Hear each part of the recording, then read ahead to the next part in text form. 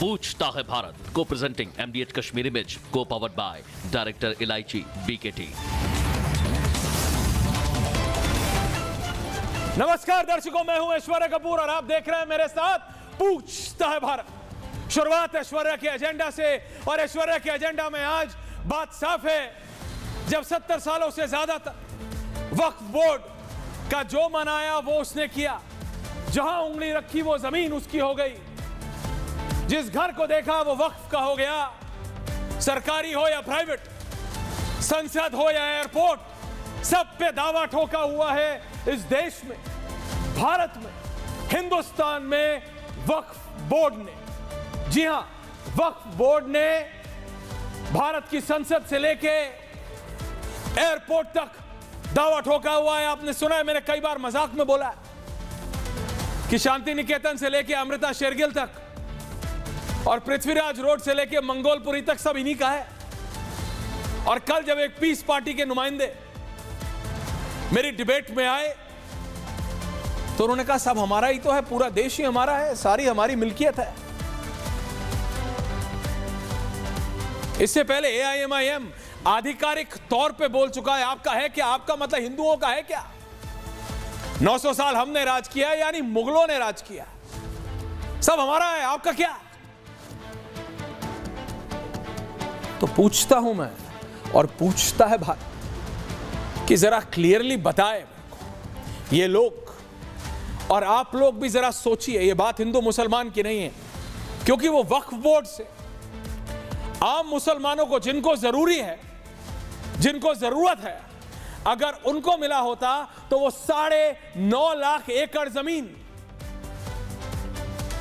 कितने लाखों करोड़ों जरूरतमंदों में बांटी जा सकती है। पूछता हूं मैं वक्फ बोर्ड से, पूछता हूं मैं उन मौलाना साहब से और उन उलेमाओं से और उन मुस्लिम स्कॉलर से कि क्यों चुप हैं आप, और क्यों चुप थे आप अब तक? 9.5 लाख एकड़ जमीन आप मानते हैं? कितने, एक सवाल, कांग्रेस हो या बीजेपी, सपा हो या कांग्रेस, सब कहते हैं कि मुसलमानों की हालत बहुत खराब है, मुसलमान बहुत गरीब है, मुसलमान को, कोई कहता है मुसलमानों को जानबूझ के गरीब रखा हुआ है।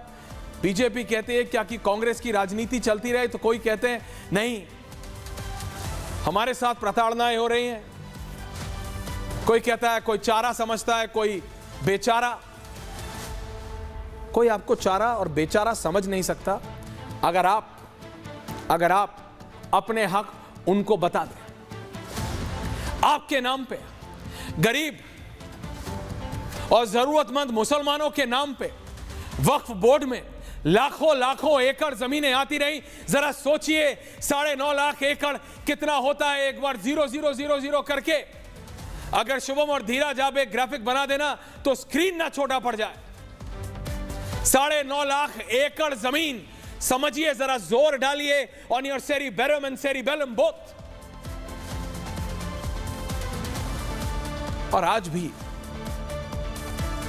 भी उस वक्फ बोर्ड की जमीनों पे मॉल है, मॉल। रशीदी जी बताइए मेरे को, आज पूछता हूं मैं, कितने गरीबों का फायदा हुआ वक्फ बोर्ड से? जो वक्फ बोर्ड में चेंजेस पे आप खिलाफत करते हैं। पूछता हूं मैं AIMIM के नुमाइंदे से, बताएं मुझे आप कितने लोगों की मदद की है आपके वक्फ बोर्ड ने? वो मॉल से मदद करते हैं आप, वो मॉल्स बना के मदद करते हैं आप। मैं आपको बता सकता हूं, बहुत दूर नहीं, क्योंकि मैं दिल्ली से सटे नोएडा में ये स्टूडियो है रिपब्लिक का। 150 किलोमीटर का दायरा, ज्यादा नहीं रंगरेज बाबू, रशीदी जी। सहारनपुर भी और बिजनौर भी 250 किलोमीटर के रेडियस में है। अगर किसी दिन कैमरा निकल गया आपके साथ रिपब्लिक का तो परेशान हो जाएंगे। इतने मुसलमान भाइयों बहनों से पूछ लिया ना, अगर इस वेस्टर्न यूपी की बेल्ट में, चाहे नोएडा हो, ग्रेटर नोएडा हो, मेरठ हो, खतौली हो, सहारनपुर हो, अमरोहा हो, बिजनौर हो, कितनों को मदद मिली है, मुंह छुपाने की हालत हो जाएगी उन लोगों की जो वक्फ बोर्ड की तारीफ करते हैं, जो वक्फ बोर्ड को सपोर्ट कर रहे हैं। रंगरेज बाबू, बोलना आसान है कि टिकट के पैसे मैं दूंगा, ये मैं करूंगा, वो मैं करूंगा। कितने जरूरतमंद मुसलमान, और ये मत बोलिएगा कि आपको मिलते नहीं जरूरतमंद मुसलमान। इसलिए बोल रहा हूं बार बार क्योंकि वक्फ बोर्ड की बात हो रही है, सरकार की नहीं। वक्फ बोर्ड को आपने ऐसा बना दिया है कि सरकार से ऊपर है। वक्फ बोर्ड को आपने ऐसा बना दिया है कि सरकारें कुछ करती नहीं, सिर्फ ये वक्फ बोर्ड करता है। तो पूछता हूं मैं, कोई तो लिस्ट होगी, कोई तो आधार होगा, कोई तो कागजात होंगे। सरवर साहब, वक्फ बोर्ड को आपने गरीब नवाज का उपाधि अगर देनी है तो बताइए कितनों की मदद की है इस वक्फ बोर्ड ने। अगर मदद की होती तो सहारनपुर, बिजनौर, मुजफ्फरनगर, मुरादाबाद, अमरोहा, मेरठ में आपको मुसलमानों की ये हालत नहीं मिली होती। और मैं तो सिर्फ एक एरिया की बात कर रहा हूं, 250 किलोमीटर की, 140 प्लस करोड़ का देश है हमारा। टीवी पे बैठ के मौलाना साहब एक दूसरे से बहस करना ये आसान है। सनातन बोर्ड की खिलाफत आप बोलेंगे हम नहीं करते, किसने की खिलाफत? मैं आपको लिस्ट बता दूंगा कितनों ने खिलाफत की। बात सनातन बोर्ड की नहीं, बात है आपके वक्फ बोर्ड की ताकत है। मैं तो देवकी नंदन जी से भी पूछा, मैंने खुलेआम पूछा कि क्या आपको इतना है सनातन बोर्ड का? कहीं आप भी तो ऐसी एब्सोल्यूट पावर नहीं चाहते, रंगरेज जी के नेता बैरिस्टर असाउद्दीन ओवैसी की तरह या मौलाना रशीदी जी की तरह, जैसे इन्होंने मौले खोल रखी हैं ओवैसी साहब ने वक्फ की जमीन पे, आप भी क्या सनातन बोर्ड बना के सनातन बोर्ड की जमीनों पे मौले खोलना चाहते हैं? तो उन्होंने कहा नहीं, लिखवा लो चार्टर में, लिखवा लो चार्टर। हिंदुओं के हक की बात होगी, कोई हिंदू के हक की बात कर रहा है, कोई मुसलमानों के हक की बात कर रहा है। कल को कोई खड़ा होगा कि सिख भाइयों के हक की बात, कोई बोलेगा पारसी भाई। भारत के हक की बात कौन कर रहा है? There is a larger question also. Bharat के हक की बात कौन कर रहा है? ये राजनीति ने ऐसा डिवाइड कर दिया हमको, कोई हिंदू का हक, कोई मुसलमानों का हक, भारत का हक कहां? लेकिन इसको छतरी की तरह अपने प्रोटेक्शन के लिए, जैसे बारिश से बचने के लिए इस्तेमाल किया जाता है। रशीदी जी, इस्तेमाल मत कीजिएगा मेरे पॉइंट से कि वक्फ बोर्ड ने कितने जरूरतमंद मुसलमान भाइयों बहनों की मदद की है, और क्यों उन सब की मदद नहीं करी जिनके पास रहने के लिए छत नहीं, खाने के लिए खाना नहीं, नौकरी नहीं, जमीन नहीं, बेजमीन है। क्यों नहीं करी? वो 9.5 लाख एकड़ लग के आपको रेलवेज के बाद, डिफेंस के बाद सबसे बड़ा लैंडलॉर्ड बनना है, सबसे बड़ा जमींदार बनना है वक्फ बोर्ड को। वक्फ बोर्ड जमींदारी करने के लिए बनाया गया था या गरीब और जरूरतमंद मुसलमानों की मदद करने के लिए बनाया गया था? और आज जब उसमें बदलाव किया जा रहा है, आपके लिए नहीं, रंगरेज साहब, ओवैसी साहब के मॉल के लिए नहीं। No one cares about Owaisi's mall. Barrister है, वो जानते हैं कैसे बचना है। उनके लिए किया जा रहा है जिनको जरूरत है, जो सड़क पे रहते हैं, काम नहीं, नौकरी नहीं, कुछ नहीं, उनके लिए वक्फ बोर्ड में बदलाव किया जा रहा है। और हां, उनके लिए भी जिनकी जमीनें जबरदस्ती, जोर जबरदस्ती से हड़पी गई। लेकिन क्या बोर्ड का जवाब बोर्ड है? क्या वक्फ बोर्ड का जवाब सनातन बोर्ड है? मैं रिक्वेस्ट कर रहा हूं आचार्य विक्रमादित्य से, जो बाहर है, रामलला सरकार मेरे साथ जुड़े हुए हैं, महंत राजू दास जी मेरे साथ जुड़े हुए हैं, रंगरेज AIMIM मेरे साथ जुड़े हुए हैं, मौलाना साजिद रशीदी और हाफिज गुलाम सरवर सब मेरे साथ जुड़े हुए हैं। क्या बोर्ड का जवाब बोर्ड है? दर्शकों, क्या वक्फ बोर्ड को यह बताने के लिए हमको कि वक्फ बोर्ड कितना खराब है, कितना गलत है, सनातन बोर्ड बनाना है, या जरूरत आ गई है? सनातन बोर्ड चाहिए ही चाहिए, क्योंकि जितनी बार आप सनातन बोर्ड की बात करेंगे उतना मौलाना साहब जैसे लोग, रशीदी जी जैसे लोग, जो भी आप देखिएगा पॉइंट बाय पॉइंट बोलेंगे नहीं, कोई जरूरतमंद मुसलमान भाई बहन है ही नहीं जहां जहां आपने नाम लिया है। अभी बोल देंगे, ये बोल सकते हैं, he has the audacity to say that। दिन को रात और रात को दिन बोलना इनको आता है, और कई बार ये कई लोगों को कन्विंस भी कर लेते हैं, लेकिन not me Rashidi ji, not me. Basic point, Waqf board ने कितने लोगों की मदद की है, जरूरतमंद मुसलमान भाइयों बहनों की, कहा। और सेकंड पॉइंट, क्या एक बोर्ड का जवाब बोर्ड है? या सनातन बोर्ड से फायदा होगा, या वक्फ बोर्ड की जो समर्थन चाह रहे हैं उनको और जोर मिलेगा कि देखो ये भी बोर्ड चाह रहे हैं तो बोर्ड वर्सेस बोर्ड हो जाए, जनता वहीं की वहीं, जनता को ठेंगा। पूछता है Bharat. My full debate. Acharya Vikramaditya आपसे शुरू कर रहा हूं। Keep all four. Aishwarya ji, मेरे तरफ से ऐसे कोई सनातन बोर्ड की आवश्यकता नहीं, बिल्कुल सनातन बोर्ड की आवश्यकता नहीं है। हिंदुस्तान में सनातनियों को ऐसे किसी बोर्ड की आवश्यकता नहीं। कानून में अंदर व्यवस्था है कि आपकी चीज़ों को, लेकिन इस समस्या यह है कि इसमें भारत सरकार ने एक 1955 में टेम्पल एंडोनमेंट जो एक एक्ट ट्रस्ट बना दिया था, वो एक समस्या का कारण है कि सारे के सारे मंदिरों का पैसा लेकर जो करीब करीब 2 लाख करोड़ से ऊपर का जो फंड इकट्ठा होता है उसको सरकार ले जाती है, और साउथ के अंदर उसका प्रमाण आपके समक्ष है। मैं कहूंगा ऐसे किसी बोर्ड की आवश्यकता नहीं है, लेकिन भारत है, मांग उठ सकती है, मांग उठ रही है, और उसमें उनका एक मत है। लेकिन मेरा मत पर्सनल लेवल ये है कि सनातन बोर्ड की कोई आवश्यकता इस देश के अंदर नहीं है, और ना ही मुस्लिम पर्सनल लॉ बोर्ड की आवश्यकता इस देश में होनी चाहिए। तथाकथित तौर पर जिस प्रकार से इस समाज को विभाजन करने के लिए ये जो शाखाएं बनाई जा रही हैं, ये बिल्कुल नाकाबिले बर्दाश्त है। ऐसी प्रकार की किसी भी चीज की आवश्यकता इस देश में नहीं होनी चाहिए। मेरे को आज, मैं इसीलिए नहीं गया उस सनातन बोर्ड की आज मीटिंग के अंदर, बिल्कुल नहीं गया, ना आवश्यकता बिल्कुल नहीं है। और इस देश के मूर्धन विद्वानों को भी आज बहुत सारे लोग गए हैं, बहुत सारे लोग अलग अलग मुंडे मंत्र भरना शास्त्र के अंदर कहा गया है, लेकिन क्या इस देश के अंदर कानून ऐसा नहीं है? कानून है, प्रॉपर्टी है, लेकिन तथाकथित तौर पर राजनीतिक गण जो हैं वो आते हैं और अपनी राजनीति कर जाते हैं और लोगों को बहा के ले जाते हैं। मैं तो कहूंगा कि यहां बैठे हुए आज तमाम लोग भारत की एकता के लिए, इस देश की एकता के लिए इस बात को कहें कि इस देश के संविधान पे हमें भरोसा करना है, संविधान पे विश्वास करना है, और ये मतांतर की जो है पंथों के हिसाब से जो अपने अपनी राज की मुझे नहीं मिला, मुझे नहीं मिला, मुझे नहीं मिला, अरे यहां बैठे हुए लोग बताएं ना कि सब कुछ तो मिल रहा है, खाने को अमेजिंग हो रहा है। 1 वर्सेस 1। आचार्य जी, ये तो आपने इतिहास बना दिया। रशीदी जी ताली बजा रहे हैं आपके बोलने पे। आचार्य विक्रमादित्य और रशीदी जी एक साथ। आप रशीदी जी तो आपको एक शब्द नहीं बोलने देते। रशीदी जी को आना चाहिए इस बात पे कि ऐसे किसी बोर्ड की आवश्यकता नहीं है। क्यों आवश्यकता है इस देश में मुस्लिम पर्सनल लॉ बोर्ड की? मुझे बताइए क्यों आवश्यकता है वक्फ बोर्ड की? ये जब इस देश के अंदर संविधान चल रहा है, कानून प्रक्रिया है। ताली बंद हो गई। नहीं वो नहीं, ताली बंद हो गई। मेरे कान से ही है, ताली बंद हो गई। ताली बंद हो गई। ताली बंद, लोग बैठे हुए, ताली बंद। जैसे ही बात all India Muslim personal law board की आई, जैसे ही बात, मैं आ रहा हूं आप सबके पास, रंगरेज साहब को भी लाइए, उनकी तालियां बज रही।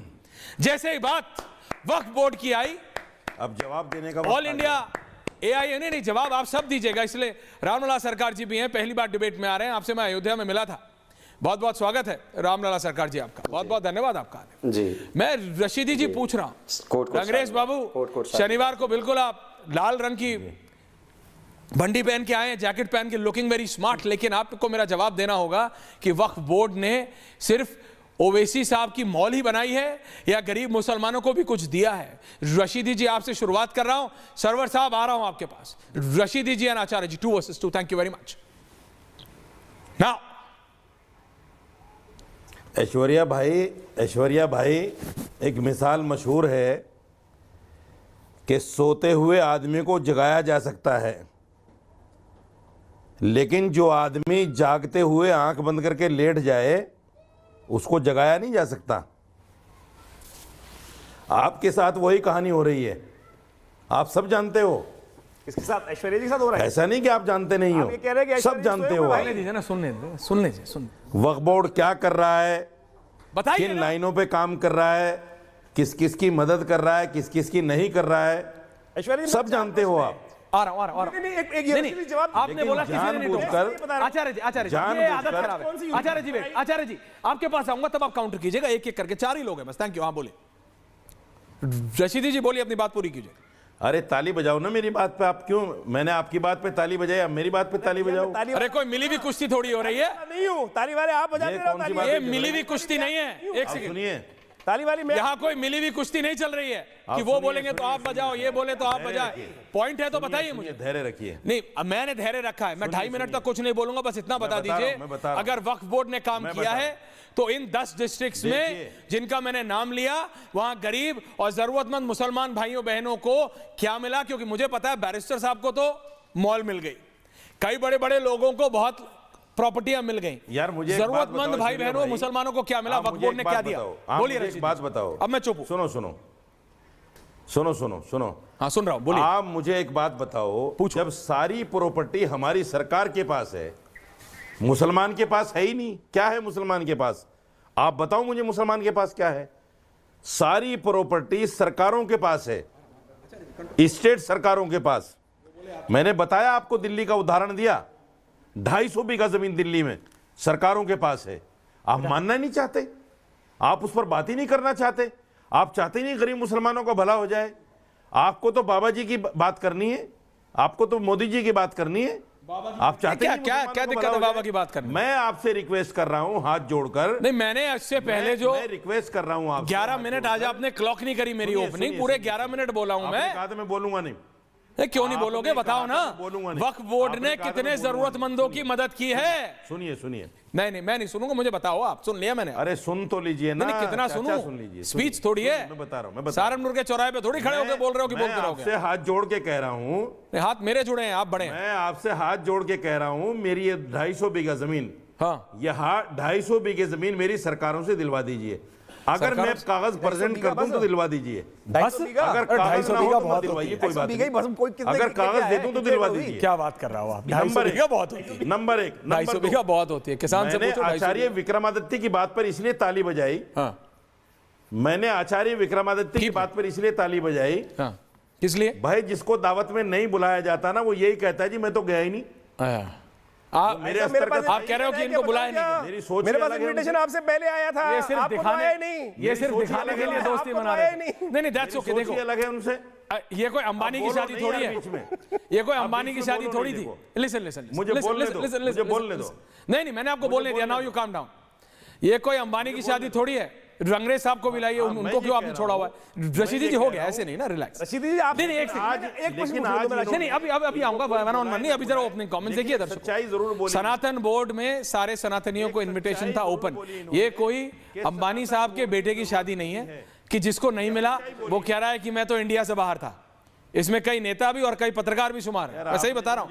रशीदी जी आपको मिला था नहीं मिला था मुझे नहीं पता, वैसे मुझे डाउट है। आपने मुझे but relax, but now you relax. Ramlala Sarkar, नहीं ओपनिंग है बस, रिलैक्स नाउ। क्या, thank you, fade down. Ramlala Sarkar ji आज डिबेट पे आए, हिंदू धर्मगुरु हैं, सनातन धर्मगुरु जी। रामलला सरकार जी, मैं आपसे जानना चाह रहा हूं, सनातन बोर्ड की जरूरत है, आपको क्या लगता है? पहली बात। और दूसरी बात जी, ये जो वक्फ बोर्ड की ऐसी ताकत है, इन्होंने कितने जरूरतमंद मुसलमान भाइयों बहनों की मदद की है? मैंने 10 बार पूछा, ये बोलते नहीं, बताते नहीं जी। 9.5 लाख एकड़ जी बताएं जी। श्री ऐश्वर्या जी, सबसे पहली बात तो आपको कोट कोट धन्यवाद, साधुवाद।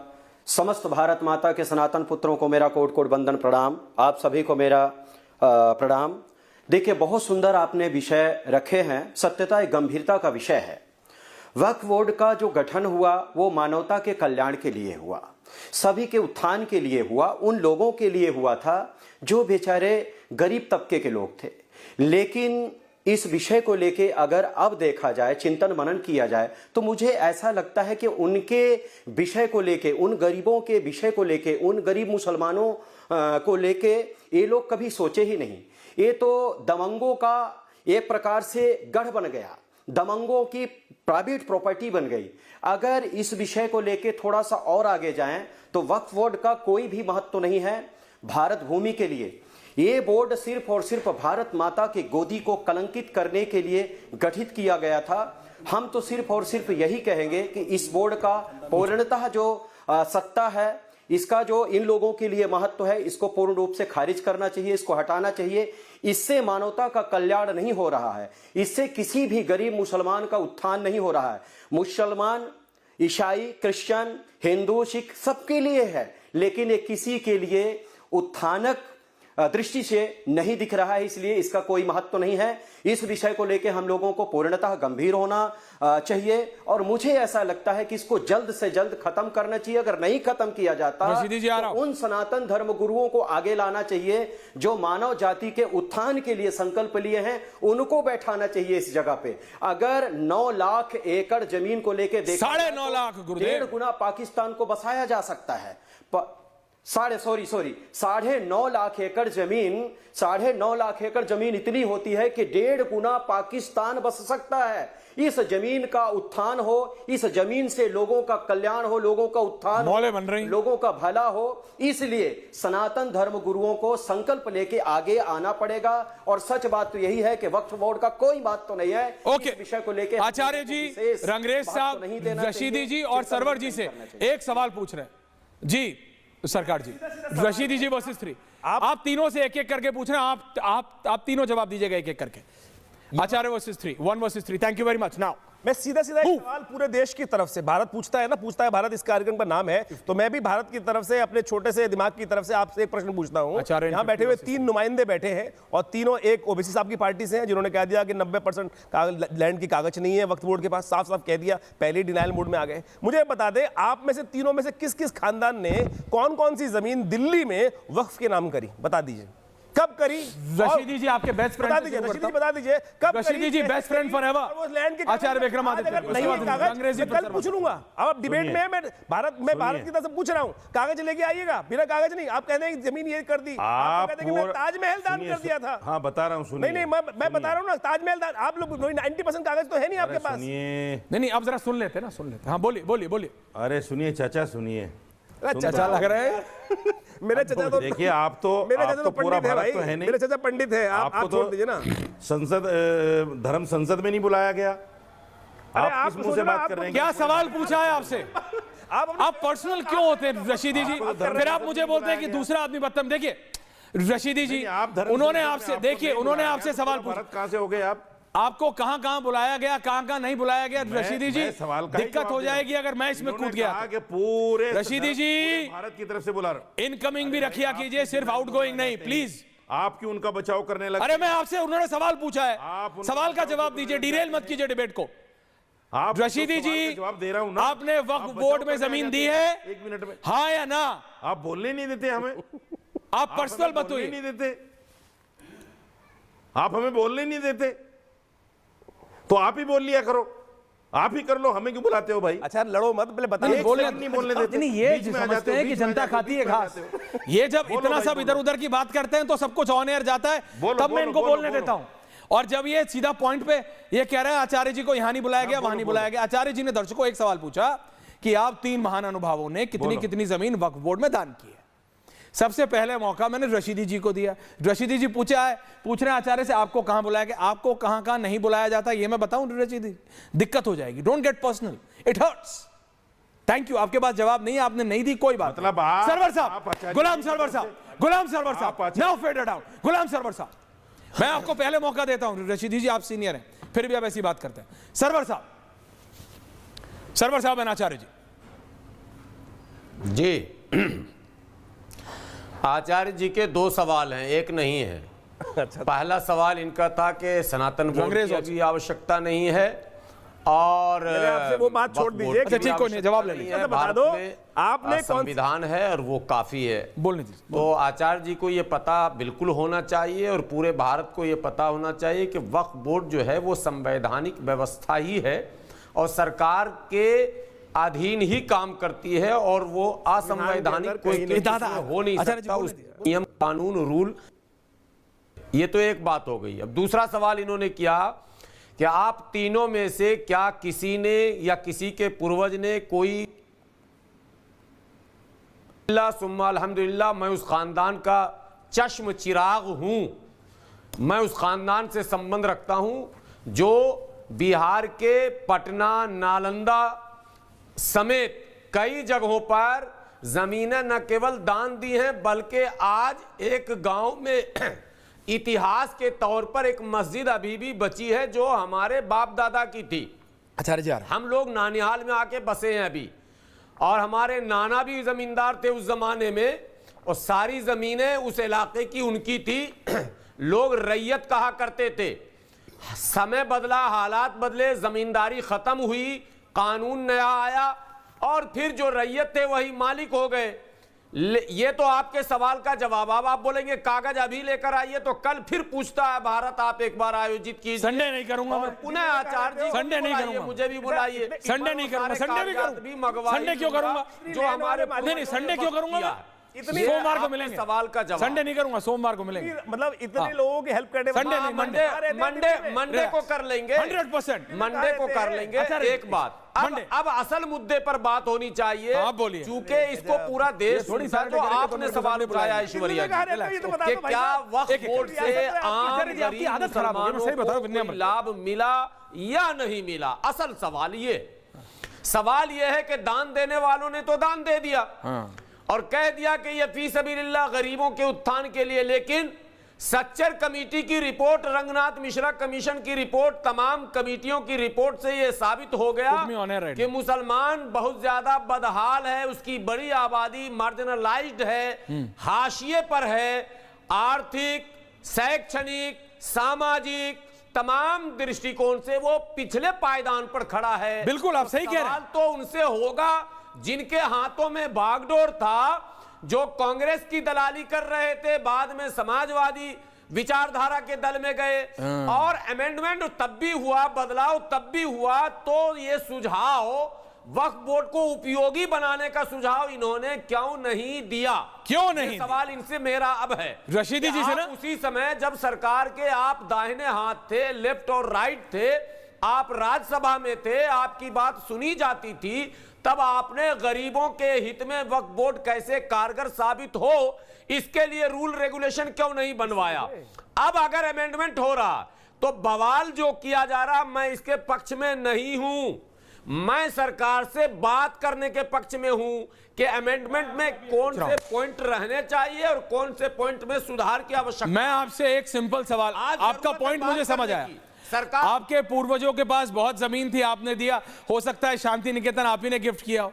रंगरेज साहब ने तो वो क्या कहते हैं, पूरा अमृता शेरगिल और पृथ्वीराज रोड इन्हीं का था। इन्होंने कहा मेरे को कि पूरे मतलब इन्हीं के पूर्व किसी दिन चले मत जाना, किसी के घर में दिक्कत हो जाएगी, पुलिस बुला लेंगे। सही मैं बता रहा हूं। लेकिन एक बात बता रहा हूं, सरवर साहब ने एक बहुत सीरियस बात रखी। मैं like on a lighter note, दोस्त है, रोज डिबेट करते, मैं मजाक कर रहा हूं, लेकिन रंगरेज बाबू चले मत जाना। सरवर साहब, आपने एक बहुत जेन्युइन पॉइंट रखा। आपने कहा कि भाई वक्फ बोर्ड में जब बदलाव हो रहे थे तो कुछ लोगों ने कांग्रेस पार्टी के चापलूसी करने के चक्कर में गड़बड़ कर दी। मैं आपसे जानना चाहता हूं Sarwar sahab, and I want Rashidi ji and Rangrez ji on the other side, only 1 versus 2, me in the middle, कि सरवर साहब आप मुझे बताइए, क्या वक्फ बोर्ड सिर्फ मॉल बनाने के लिए है?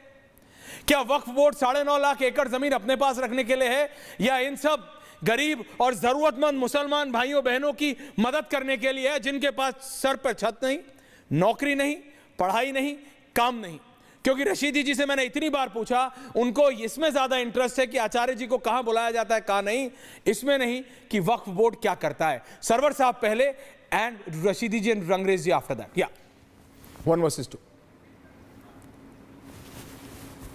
वक्फ बोर्ड का खालिस मकसद था कि वो लाचार, बेबस, नादार, जो बिल्कुल आर्थिक दृष्टिकोण से सबसे पिछले पायदान पर, उनको मुख्यधारा से जोड़ने की योजना बनाई जाए। एक बात बार बार आप भी कह रहे हैं और पूरे देश में कहा जा रहा, 950 एकड़ जमीन, 9.5 लाख एकड़, 950 नहीं गुरु, 9.5 लाख एकड़ जमीन, 9.5 लाख एकड़, 9.5 लाख एकड़ जमीन। Yes yes yes yes. तो 9.5 लाख एकड़ में लगभग 600 एकड़ जमीन तो हमारे इन मजहबी रहनुमा और सियासी रहनुमाओं ने साठ घाट करके और कांग्रेस की सरकार में सत्ता में रहने वाले से कर लिया सौदा। अब आई ना बात। वो जो मॉल देख रहे हैं आप, ये जो तमाम चीजें हैं, ये पहले सौदा हो चुका था। अब बची जमीन 4-5 लाख एकड़ जमीन बची है, उसमें मस्जिद है, कब्रिस्तान है, वो तो कमर्शियल है भी नहीं, उससे तो बेनिफिट भी नहीं मिलेगा। जहां बेनिफिट मिलेगा उसका बंदरबाट कर लिया इन लोगों ने, वो बचा नहीं है सुरक्षित। तो अब कानून की जरूरत यह है कि जो गैर कानूनी कब्जा है, जिस पर नेताओं को, राजनेताओं के, मुस्लिम धर्मगुरुओं के, मुस्लिम करवाया जाए और गरीबों में सीधे उसको कैसे पहुंचाया जाए, ये मोदी सरकार जी अगर कर दें तो मैं कहता हूं भारत का गरीब मुसलमान मोदी जी के साथ खड़ा। रंगरेज साहब, the man who supposedly has a mall in his party, Rangrez साहब बताइए, रशीदी जी को इतना चुप मैंने कभी नहीं देखा सरवर साहब। रंगरेज साहब देखिए ऐश्वर्या जी, जिस तरीके से ये सनातन बोर्ड की आ रहा हूं जेब में नहीं अठन्नी अम्मा चली भुलाने, सनातन बोर्ड के देखिए मैंने एक बात कही है, जरा वो सुन लीजिए जरा गौर से सभी लोग। जेब में नहीं अठन्नी अम्मा चली पैसे भुनाने, तो सनातन बोर्ड पे एक बीघा भी जमीन नहीं है और वो बात करती है कि हम वक्फ बोर्ड का मुकाबला करेंगे। पहली बात तो ये मैं आपसे कह देना चाहता हूँ। फिर मैं दूसरी बात कहना चाहता हूँ कि जो हमारे बड़े और बुजुर्गों ने जो वक्फ की संपत्तियाँ दी, आप ये बताइए, आप लगातार कहते हैं एक व्यक्ति बताइए हिंदू धर्म का जिसने एक मस्जिद के लिए गिफ्ट की हो कोई जगह, कोई नहीं मिलेगा। और मैं ना जाने कितने मुसलमान जो हमारे इतिहास में जो मुगल रहे और मुगल लोग रहे जिन्होंने मुगल मंदिरों के लिए जगह दी। रामलला जी आ रहा हूं, तो इन सब पर चर्चा होनी चाहिए। तीसरी बात मेरी एक और है ऐश्वर्या जी, कि जिस तरीके से सनातन बोर्ड का जो ये जुमला और शगुफा और जो जिन है वो बाहर निकाला जा रहा है इस समय पर, ये दिखाता है कि ये इनके पेट में जब से पता लगा है कि 9 लाख एकड़ जमीन वक्फ बोर्ड के पास है, इनकी रातों की नींद उड़ गई है, इन्हें इनके बेचैनी हो गई है, इनके पेट में दर्द हो गया है। इन्हें दिख रहा है कि ये इतनी जगह इनके पास कैसे आई। अरे भैया हमने वक्फ करी, आप भी वक्फ कर दीजिए। फिर आपने पूछा कि नहीं, तो आप बेसिकली कह रहे हो आपने इकट्ठी करी तो अब ये भी इकट्ठा करना चाह रहे हैं। मैं आपको चैलेंज के साथ कह रहा हूँ ऐश्वर्या जी, आप एक दिन अपना कैमरा लेकर आइए, हाँ। मैं आपको दिखाता हूँ। मैंने एक 100 गज का दिल्ली में एक मदरसा 100 गज की जमीन लेकर उसमें 5 मंजिल मदरसा बनाया। बहुत अच्छा आप बताइए आप क्या कहेंगे। मैं कह रहा हूँ बहुत अच्छा काम किया, यही तो बोल रहा हूँ। लेकिन मेरे को ये नहीं, मैं आ रहा हूँ आचार्य जी और राम दूसरा नहीं, लेकिन रंगरेज साहब सुनिए प्लीज। नहीं रंगरेज साहब प्लीज, नहीं आपने बोला, आप ही से पूछ रहा हूँ, ये भी तो मुझे बताइए। मेरा कैमरा वहां भी जाएगा, वहां भी जाना चाहता है रिपब्लिक का कैमरा, जहां वक्फ बोर्ड ने गरीब मुसलमान भाइयों बहनों की मदद की हो। रंगरेज साहब उन लोगों के पास जिनके पास सर पे छत नहीं है, नौकरी नहीं है, काम नहीं है, उनके लिए वक्फ बोर्ड बनाया ना आपने। कहा जो उन मुसलमानों के लिए, उन मुसलमान भाइयों बहनों के लिए जिनके पास कुछ नहीं है। सरवर साहब ने एक जेन्युइन सवाल पूछा, सरवर साहब को लाइए 1 मिनट देखिए, क्योंकि आपने जो सनातन बोर्ड पर टिप्पणी की है उसमें मैं आऊंगा दोनों हिंदू धर्म गुरुओं के पास, लेकिन सरवर साहब एंड रंगरेज जी, रशीदी जी आ रहा हूं रशीदी जी, कम लोग हैं, आ रहा हूं, टेंशन मत लीजिए, बहुत time. Server sahab and Rangrez जी, मेरे को सरवर साहब ने एक सवाल पूछा, अपनी बात रखना नहीं आपने रख ली, अभी कितना रखोगे? अभी 100 गज दे दी, अभी कितना रखोगे? रिलैक्स, अभी मैं आपसे नहीं, सुनो, सरवर साहब ने जेन्युइन सवाल पूछा बिना टोके कि 9.5 लाख एकड़ में से जितनी बंदरबाट करनी थी, जितनी मॉल खोलनी थी, खोल ली। 4-4.5 लाख एकड़ जमीन बची है जिसका कुछ हो नहीं सकता। खेल तब है बॉस जब जिन्होंने कब्जा कर रखा है वक्त की जमीन पे उनसे छुड़ाया जाए, और वो सारे रसूख वाले या तो खुद नेता हैं या नेता के आसपास हैं। इस पर जवाब दो रंगरेज जी, जवाब दो। देखिए ऐश्वर्या, रशीदी जी आ रहा हूं। तरीके से आपने अभी सवाल पूछा कि ये वक्फ की, आपने पूछा कि वक्फ की संपत्तियों से मुसलमानों को फायदा नहीं पहुंच रहा, तो मैं आपको बता देना चाहता हूं, सरवर जी ने कहा अपाहिज हैं जिनके शोहर मर गए उनको पेंशन देने का काम कौन करता है? उन्हें पेंशन कौन दे रहा है? ये पूछना चाहिए, आपको भी पूछना चाहिए। जो हिंदू धर्म गुरु हैं क्या वो देते हैं? क्या सरकार दे रही है? सरकार दे रही है 3,000 और जो इमाम साहब हैं जो हमारे वक्फ की संपत्तियों में इमाम 3,000 रुपया दे रही है भाई। नहीं, दिल्ली में नहीं मिलता, 10 साल से कुछ नहीं मिल रहा, नहीं मिल रहा 10 साल से। मैं वही तो कह रहा हूँ, आपको नहीं पता ना, ओल्ड पेंशन नहीं मिल रही। जो हमारे बुजुर्गों को पेंशन मिलती है और जो वजीफे मिलते हैं वो किसकी तरफ से मिलते हैं? वो भी तो वक्फ की संपत्ति के द्वारा ही मिलते हैं। और जो हमारे इमाम हैं उनको जो है एक तनख्वाह के तौर पे पैसे दिए जाते हैं, वो भी वक्फ बोर्ड से जो दुकानों से किराया आता है और जो दुकानों से किराया आता है उनसे दिया जाता है। तो ऐसा नहीं है सरवर साहब कोई काम नहीं करता।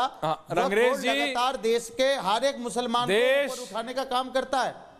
रंगरेज साहब देखो, तो कुछ इतना हिंदू मुसलमान करके ना कुछ होगा नहीं। उनके चश्मे का नंबर अगर आपको बढ़ गया है शायद, नहीं तो कांटेक्ट लगा लो, स्मार्ट हो गए हो आजकल। सनातन बोर्ड की जो मेरी बात समझो, सुनो, उनके घर में नहीं है, उनके बोल के टिप्पणी मत करो रंगरेज साहब। चली बुनाने रंगरेज साहब देखो, उनके ऐसे भड़काने वाले डायलॉग मारोगे तो आपको एग्जैक्टली पता है कितने टन सोना अरे आप हमारे आपको अयोध्या में दान किया लोगों ने, आपको पता है। रंगरेज साहब रिलैक्स, ये खुद को जो अपने मुंह में मिट्ठू है ना, सुनो रंगरेज बाबू, इनका फेडर डाउन, इनकी आदत है, बहुत बोलते हैं।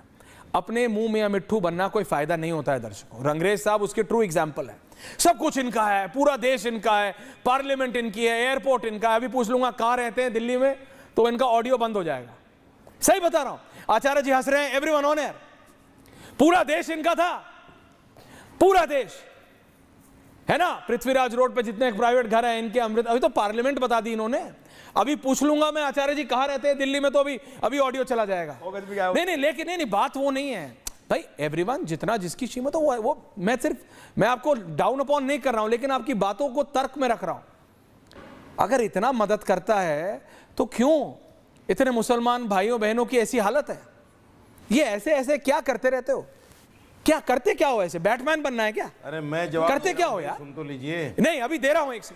रामलाला सरकार जी आपकी टिप्पणी, उसके बाद आचार्य जी आ रहा हूं, रशीदी जी आ रहा हूं। भाई बैटमैन बनना है तो मास्क मिलते हैं 10-10 रुपए के बुद्ध बाजार से खरीद लो। ऐश्वर्या जी, हाँ।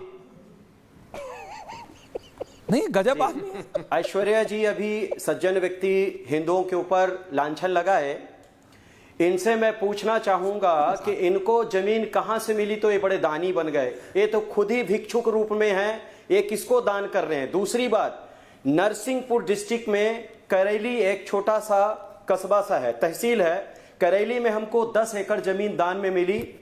उस जमीन को हम मुसलमान भाइयों को दान देने के लिए संकल्पित हुए, लेकिन 2 विषय रखे। अगर तुम्हारे मस्जिद बनाने से रुको यार, किसी भी व्यक्ति का उत्थान हो रहा है, सुनो 1 मिनट सुनो जी, ज्यादा नहीं बोलते हैं, जो आप बोल रहे हैं उसको हम समझ रहे हैं, पहले सुनिए। हमने बोले अगर मस्जिद बनाने से किसी का उत्थान होने वाला है, कल्याण होने वाला है, तो मैं 10 एकड़ जमीन देने के लिए तैयार हूं, प्रमाणित है, आप आके देख सकते हैं। हिंदुओं के ऊपर लांछन न लगाएं। हिंदू सदैव मुसलमानों का सहयोग किया है, सनातन भाई हमारे सदैव सहयोग किए हैं मुसलमानों का, लेकिन उन मुसलमानों का जो भारत देश के अस्मिता को, भारत देश के गंभीरता को, भारत देश के वर्चस्व को, भारत देश के स्वाभिमान को बनाने में सहयोग किए हैं और सहयोग कर रहे हैं, उन मुसलमानों के लिए कभी भी कोई दान देने के लिए तैयार न था, न है, न कभी रहेगा, जो भारत देश का खंडन करने के लिए संकल्पित हैं। ओवैसी जैसे लोगों के लिए उन्हें मॉल बनानी है, हम लोग नहीं है, हम उनके लिए हैं जो असहाय हैं, जो गरीब हैं। हाँ, मॉल बनाने के लिए हम लोग दान नहीं देंगे, जो असहाय है, गरीब है, उनको हम हृदय से सम्मानित करेंगे, सम्मान देंगे और दान भी देंगे। पॉइंट टेकन आचार्य, आप जैसे लोगों के लिए नहीं। पॉइंट टेकन आचार्य। और रंगरेज जी बिल्कुल परेशान मत होइए, नोएडा में शनि बाजार भी लगता है, टेंशन नहीं है। हाँ आचार्य जी, मैं पॉइंट टू पॉइंट बोलूंगा, मैं कोई घुमाऊंगा नहीं। प्रश्न उठा, रशीदी जी आ रहा हूं, सरवर साहब आ रहा हूं। प्रश्न उठा कि क्या हिंदू ने कभी किसी मुसलमान को मस्जिद बनाने की जगह दी? हिंदुस्तान के अंदर सबसे पहली मस्जिद 629 ईस्वी में बनी थी, केरल के अंदर बनी थी, हिंदू राजा ने जमीन दी थी सबसे पहले। सुन लो, इसलिए प्रश्न चिन्ह मत लगाना। सबसे पहला रास्ता अगर नहीं पता है तो जाके सुन लो, यहां बैठे हुए रंगरेज साहब। दूसरी बात, आज तक मुझे बता दें, वक्फ बोर्ड जब से बना है वक्फ बोर्ड, क्या उसका कोई चेयरमैन हिंदू रहा? आप ही के लोग रहे, आप ही के लोग सरपरस्ती करते रहे नेताओं की, और वहीं घपले होते रहे। तीसरी बात, मैं साफ पॉइंट टू पॉइंट बोल रहा हूं, यहां घुमा नहीं रहा कि मैंने इतने कर दी, मैंने इतनी कर दी, कोई भी रियाया को दान कर दिया। तीसरी बात, ये कह रहे हैं पैसा वक्फ बोर्ड देता है, भारत सरकार से जाता है पैसा। कितना बता दूं, वो भी जाता है 5000 करोड़ रुपए से ऊपर वक्फ बोर्ड को फंड जाता है मुस्लिम डेवलपमेंट के लिए। सरकार की तरफ से इनकम टैक्स पेयर्स का पैसा दिया जाता है, ये साफ साफ समझ लें। यहां बैठ के टीवी में बरगलाने की जरूरत नहीं है। यहां बैठे हुए तीनों लोगों में से एक ने भी ना तो गांव का नाम बताया कि मैंने दी। मैं कह रहा हूं ऐश्वर्या जी, मैं तो यहां आपको साफ साफ बता रहा हूं, कल रंगरेज के यहां कैमरा भेज दो। मैं 100 गज जमीन जो मदरसा चला रहे हैं, किसकी जमीन है कागज दिखा दो। रशीदी जी कमेंट बैठकर कितना पैसा देते हैं वो भी सत्य साबित हो रहा है। रशीदी जी बात करते, रशीदी जी, 100 गज सरवर भाई प्लीज, और बैठ के यहाँ कह रहे हैं रंगरेज दादा प्लीज, आप मेरे से मजाक करते हैं, मैं आपसे मजाक करता हूँ, प्लीज रिलैक्स। सब भाई भाई सब हिंदुस्तानी है, रिलैक्स। रंगरेज दादा, आपने 100 ने 150 गज दिया होगा, रिलैक्स। अभी जो आदमी, रशीदी जी को बोलने दो। हाँ जी बोलिए रशीदी जी। आपके शो में जो आदमी जिसके मन में जो आ रहा है वो बोल रहा है। आप भी बोल रहे हो। अभी आचार्य जी ने कहा कि 5000 करोड़ रुपया वक्फ बोर्ड को दिया जाता है। एक फूटी कौड़ी सेंट्रल गवर्नमेंट से वक्फ बोर्ड को नहीं मिलती।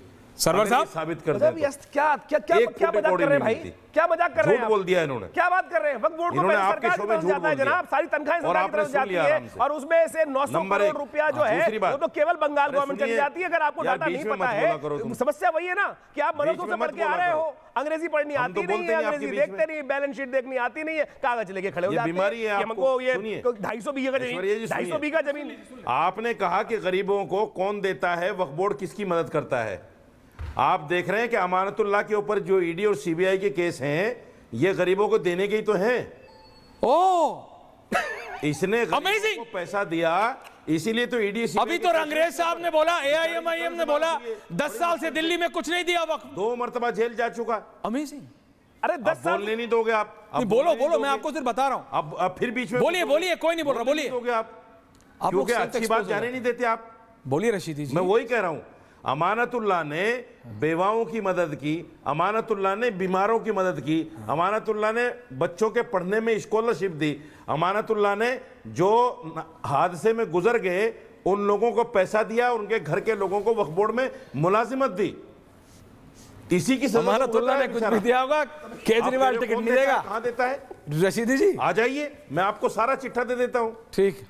इसी डिबेट आप कह रहे हो कहां दे देता है? के एक पड़ोसी दूसरी बात, ने, सरवर आप ही जी भी ने एक एक सवाल बैरिस्टर साहब उठाया। के नुमाइंदे गुलाम सरवर ने एक यहाँ सवाल कहा उठाया। कि 10 साल से दिल्ली अरे बीच में मत बोला करो किसी यार, सुनो बेवा यार, बीच में मत को बोला कोई करो। पेंशन नहीं मिली। ऐश्वर्या भाई, AIMIM ने बोला अभी आधिकारिक तौर पे। भाई ये वो गलत क्या है, है उनको भाई? उनको नहीं follow कर दो। नहीं, क्या है वो पॉइंट रख रहे हैं रशीदी जी, सुनो, समझिए तो।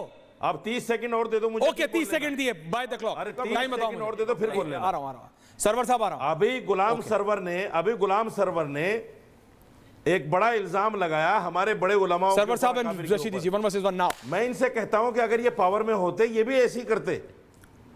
इनको तो पावर नहीं है, इनके पास है ही नहीं वो पावर जो ले रहे हैं, इसलिए बेचारे कुड़ रहे हैं बैठे हुए और दूसरों पे इल्जाम लगा रहे हैं। कमजोर आदमी इल्जाम ही लगाता है और कुछ नहीं कर सकता।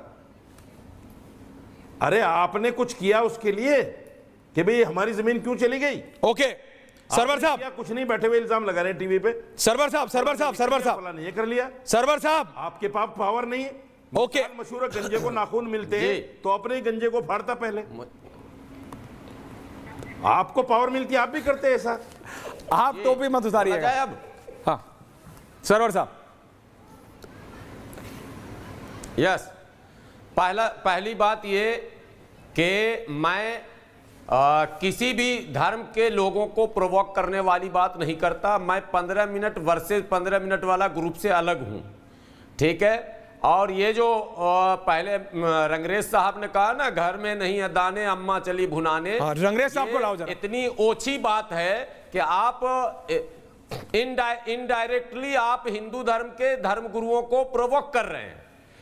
ये एक चीज है। अब रशीदी साहब का बहुत गंभीर सवाल। ऐश्वर्या जी सुनेंगे जरा, बोलिए। दिल्ली के आईटीओ पर ऐश्वर्या भाई। जमीयत उलमाए हिंद का दफ्तर है वक्फ बोर्ड की जमीन पर, ठीक है। और जमीयत ने कितनी कॉलोनी जमीन वक्फ बोर्ड की जमीन पर बसा दी, रशीदी साहब बता दें। मैं मान जाऊंगा कि मैं कुड़हन में बोल रहा हूं या हम लोग तमाशा देख रहे हैं उलमा का।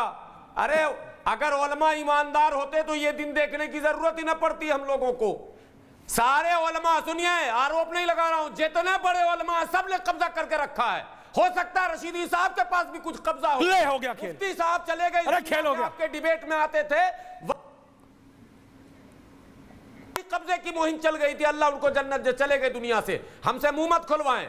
वो वक्फ बोर्ड क्यों ना खुलवाएं, बोलो। मुफ्ती एजाज अरशद कासमी साहब, नहीं, क्यों ना खुलवाएं, बोलो। प्लानिंग शुरू, नहीं, रशीदी जी का सच।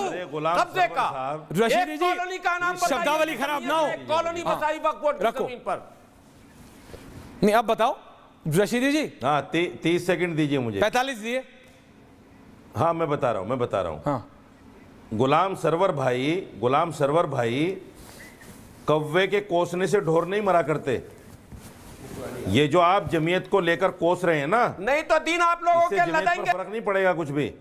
जमीयत तो सैकड़ों हजारों लोगों को जेल से छुड़ा रही है। आप जो 30 साल, धर्म 35 साल से जेल में पड़े हुए हिंदू थे। धर्म गुरु आपने और क्या किया मुस्लिम धर्म मुसलमान गुरु कौम के दोनों लिए? धर्म की एक काम अफीम बता चटा रहे हैं दीजिए। ना, कब्रिस्तान खतरे में, एक मस्जिद काम बता खतरे में। दीजिए आप। आपने किसी लैंड मुसलमान को माफियों छुड़ा की दिया हो, हुकूमत खतरे किसी में है। मुसलमान को एक टाइम का खाना दे दिया हो, किसी मुसलमान को आपने किसी आपसे मुसलमान 50 को गुना बसेरा दे ज्यादा, दिया हो, ये आप छोड़ आपने दो। किसी मुसलमान को एक रात के लिए अपने घर में सुला लिया हो, आपको कुछ आप पता बता नहीं मैं दीजिए। क्या करता हूं। अरे जमीयत तो अरे लाखों आपको लाख क्या रुपए, पता करोड़ों है? करोड़ों रुपए काम हजारों कर लोग रही मैं है। जंतर मंतर पर आपसे मांग के ले जाता हूं। अभी वक्फ बोर्ड अरे पर, हजारों लोग अभी जंतर वक्फ बोर्ड मंतर पर, पर आपसे अलीगढ़ मांग के ले मुस्लिम जाता यूनिवर्सिटी हूं। पर, मदरसों पर जो कोर्ट 50 प्रोग्राम अरे सुनो यार, मुद्दे बीच पर में मत कराया बोलो हूं, यार। इस्लाम खतरे में बीच में बोलकर मत नहीं बोलो। कराया हूं। सुनो, बीच में मत सुनिए, बोलो। इस्लाम खतरे में बोलकर भीड़ अरे नहीं जमा बीच करता में हूं। मत बोलो भाई। गुलाम सरवर अपनी मेहनत से भीड़ जब जमा कर आपका लेता नंबर है। आएगा तब बोलना। अरे तब सुनो सुनो, तब अगर तब बोलना करते जब नहीं है नंबर तो आएगा। लोग आते कैसे अलीगढ़ मेरे मुस्लिम प्रोग्राम यूनिवर्सिटी में? पर मुकदमा जमीयत ने डाला। नहीं, कितने धरने आपने दिए जंतर सुन लो मेरे मंतर भाई, पर? सुन लो। अलीगढ़ अरे सुन लो यार, बिला वजह बोलते हो बीच में। अलीगढ़ मुस्लिम यूनिवर्सिटी पर मुकदमा जमीयत ने डाला, वक्फ बोर्ड के खिलाफ, संशोधन के खिलाफ जमीयत लड़ रही है। हजारों लड़कों को जेल से निकाल दिया जमीयत ने। क्यों जमीयत लड़ की रही तारीफ है? नहीं जानते आप? इसलिए कि आपको लूट जमीयत चुकी का है, दफ्तर दिख रहा है? इसलिए लड़ रही है। शर्म नहीं आती बोलते हुए? शर्म नहीं आती बोलते हुए? में टीवी पर दंगा बोल रहे हैं पीड़ितों को बैठकर, मकान शर्म नहीं देकर आती? छीनने का काम जमीयत अरे ने टीवी पर किया बैठकर था। बोल रहे हैं। रशीदी साहब, कितना पैसा रशीदी दिया साहब जबान बीजेपी मत ने? खुलवाइए। कितना पैसा दिया मुजफ्फरनगर बीजेपी ने बोलने के में लिए? दंगा पीड़ितों को जो कितना मकान दिया था पैसा वो दिया है बीजेपी आज, ने बोलने के लिए? आज है। मुजफ्फरनगर कितना दंगे पैसा दिया में बीजेपी ने आपको दंगा बोलने के पीड़ितों लिए? को जो मकान दिया था वो आज है। अरे आपको कितना पैसा दिया जमीयत ने अपने बचाव हाँ के है। लिए? चलो मेरे साथ, ईमान से बोलिए ना, चलो मेरे साथ, अल्लाह को हाजिर चलो नाजिर मेरे साथ जानकर दिखाता हूं। बोलिए ना। आज भी मुजफ्फरनगर में एक कैराने कहां के अंदर कॉलोनियां बना चलिए मुजफ्फरनगर, चलिए मुजफ्फरनगर। मैं कितनी कॉलोनियां नहीं, दिखाऊं बिल्कुल आपको? चलिए। चलो मेरे साथ। रिपब्लिक टीवी चलिए। का कैमरा चले, अगर रिपब्लिक आज टीवी भी का वो कैमरा मकान चले। हुए, अगर मकान छीना अगर न आज गया भी हो वो तो मकान बताएं। हुए तो डूब के मर जाना वहीं, चुल्लू भर पानी में डूब के और मर जाना। मकान में अगर दंगा नहीं हुए पीड़ित तो। ना हुए, वो वहीं है। बिल्कुल बिल्कुल मकान झुके बिल्कुल हुए हैं। कबूल है, कबूल बिना है, वजह बकवास कबूल है करते हो चैलेंज। यार। चलो बिना डेट तय वजह करो, बकवास आप करते हो। तय करो, मैं खोल ही कबूल है, देता हूं कबूल है। जमीयत का चिट्ठा। चिट्ठा मत क्या खुलवाइए कबूल है? आप लोगों ने मुसलमानों के यही हाथ तो में चाहती है कटोरा बीजेपी। पकड़वाया है। यही तो चाहती है आप बीजेपी लोगों ने मेहराब कटोरा गिरबान में पकड़वाया है। एक एक और दूसरे हिंदू गिरबान में मुस्लिम हाथ में डाले। नफरत फैलाते हैं। यही तो चाहती है सिर्फ बीजेपी। नफरत की और कर रहे हो आप उसके इशारे पे। हमेशा हिंदू शर्म आनी मुसलमान में चाहिए नफरत। आपको। जमीयत को, नफरत जमीयत की फैलाते तारीफ हैं जानते हो? आप अरे लोग सिर्फ जमीयत की नफरत- तारीफ जानते हो?